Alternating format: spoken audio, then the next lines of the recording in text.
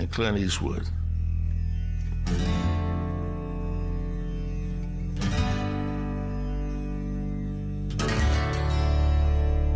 In the mid-1980s, a new challenger roared onto the scene. Tim Richmond had Magnum PI looks and led a Miami Vice lifestyle. He arrived in NASCAR with a love of the spotlight and a lust for life. You had all the camera time. No, you gotta turn around here.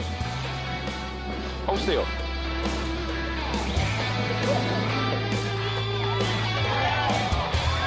Richmond and Dale Earnhardt were exact opposites in every way but one. They were born racers who raced to win. Yes, we could. Tim Richmond moving up on the inside. It's a surprise with Earnhardt with the new left side tires, but Richmond making a move. Here they are going to turn one. The crowd on their feet all the way around. One thing Dale Earnhardt and Tim Richmond will do is give the fans their money's worth. Here he is going out into first place. And back comes Earnhardt. When you got the two of them together on the track, it was like electricity. They loved to race each other, run 10 laps door to door, beating on each other.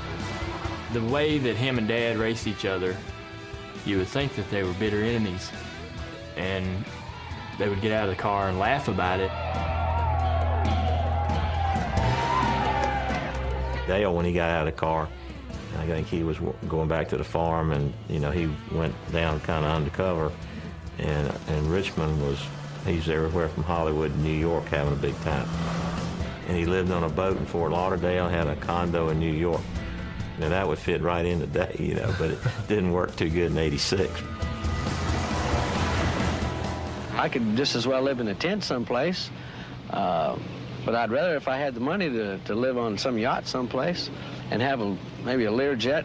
When Tim came along, he was able to take us to that young Hollywood kind of a crowd. He was Hollywood. He was Tim. We call him Hollywood. Now, Hollywood Tim Richmond, this is a real change for you. What are you trying to prove? I'm trying to prove that I was put on this earth to have fun, to succeed at the fun department.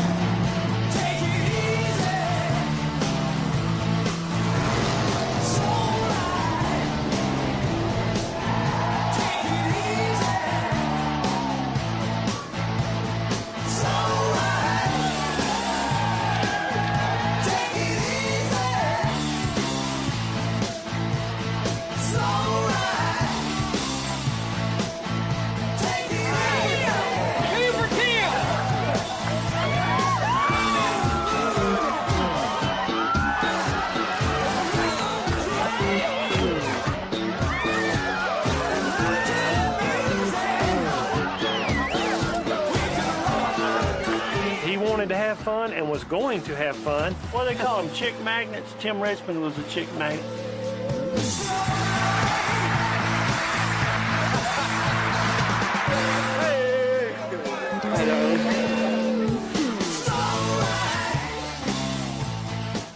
Somehow the rebel role found him, because he was different.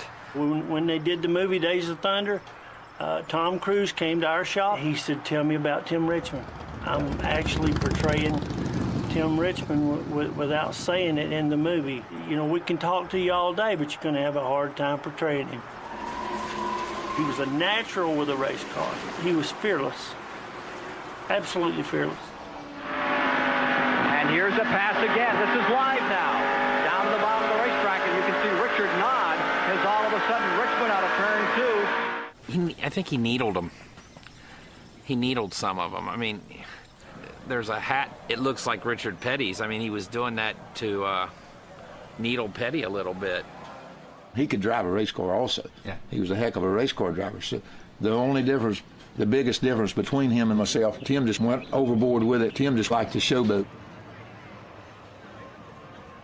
Tim maybe, in a sense, kind of cast aside the John Waynes and the the Clint Eastwoods of motorsports. Closing up off Earnhardt's car. There is Tim Richmond. Stickler nose right up on the back bumper. Even the intimidator was intimidated. Side by side on the outside, number 25, Richmond. On the inside, it is Earnhardt. Back they go to turn number 1. Let's see who's going to give here. Somebody will have to. Still side by side, Richmond takes first. The 1986 Winston Cup Stock Car Championship season is over. The man who is champion, Dale Earnhardt. Its most successful driver is Tim Richmond. This is the guy who won more races this year than anybody else. I would talk to him on the phone, and I'd say, well, Tim, you know, at least you came in. And he says, no, it doesn't count unless you come in first. I want to come back and finish first and feel what it's like. Earnhardt's in a real good mood this week, and it must be due to that, and it's a nice change in him, you know. I can't wait for next year, 87. All right. The main thing is I want to thank Dale Earnhardt and all the competitors for being as tough as they are, because if they weren't that tough, this wouldn't be that special, and it really is. Thank you very much. Mom and he and I had gone to the banquet in New York in 1986. It's like people that talk about they have a special feeling when someone dies. Something's wrong with Tim. I'm so worried.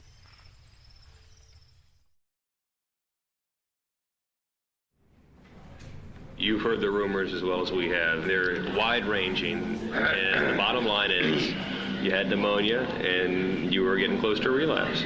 That is the truth there.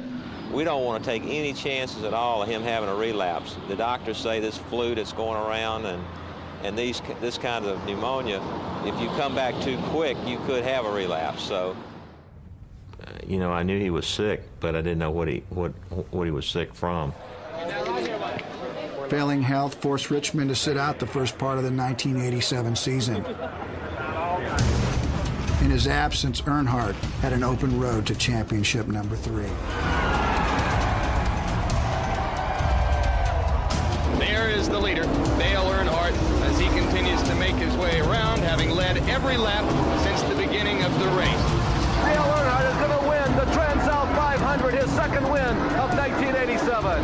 The only guy to have led every race on the circuit so far in 1987, and he really looks tough today. And Earnhardt will set a record, 4 consecutive wins.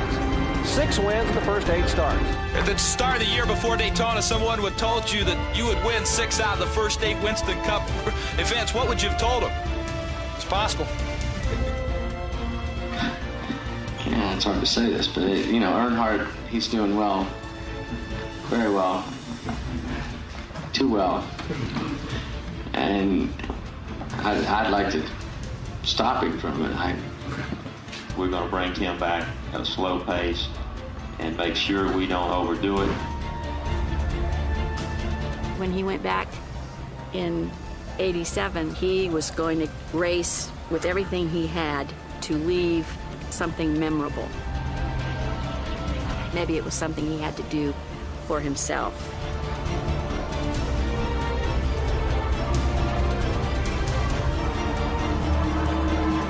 To the line, across for the checkers, Tim Richmond victorious, back from the dead.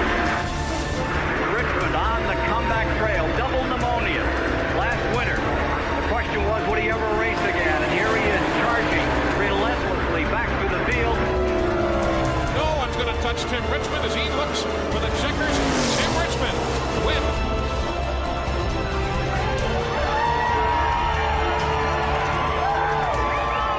It was happy, but it was also sad because you knew that at some point he wasn't going to be with us anymore.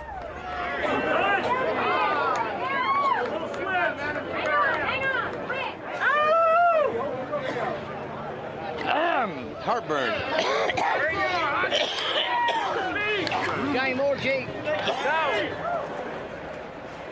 He cut his toe, and I was with him, and I was taking gauze and whatever to do it, and he grabbed my hand, and he says, "Don't you touch my blood." Tim Richmond was unable to finish the 1987 season. Winston. He would never race again. Dale told me. Dale got me off to the side, and I said, wonder how Tim's doing. He said, Barry, he's got AIDS. I said, no, he doesn't, Dale. He said, I'm telling you, he has AIDS. And I picked up the paper, I believe, Monday morning or something like that, and it's great big bold headlines, Tim Richmond dies of AIDS. Didn't believe Earnhardt until I read it.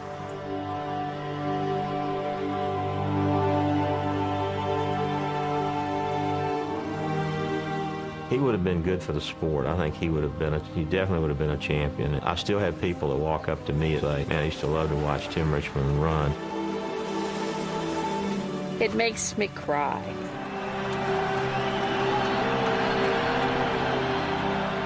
But I'm sure Tim would say, I had a good ride. I had a good ride.